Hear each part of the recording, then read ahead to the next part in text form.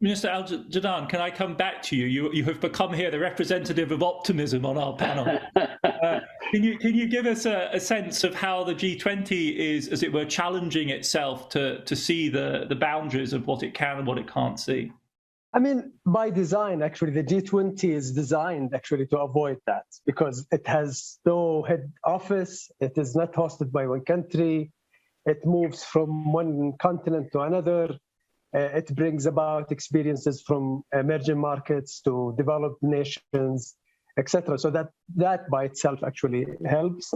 It also engage in multiple ways with different stakeholders and multilateral institutions, including actually totally non-governmental, and that helps through the various engagement groups. I mean, there is more than 12 engagement groups in various sectors that actually feeds into that discussion, which includes academia and others, including even youth, women.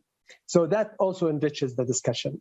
I think just to bring about one example, which we have not really covered, and possibly there is no time, energy transition, and how actually stubborn sometimes the process by which we make decision to avoid actually alarms that are is there. While obviously climate change is a very serious risk, and I think we haven't done what we promised to do. For example, developed nations promised $100 billion per year to support low-income countries.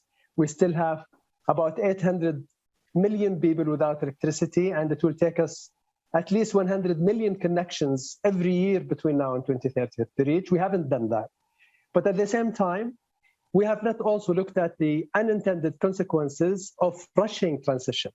And we are seeing only the top of the iceberg as we speak now in Europe on energy prices, because of the overwhelming also global, as the question put it, thinking.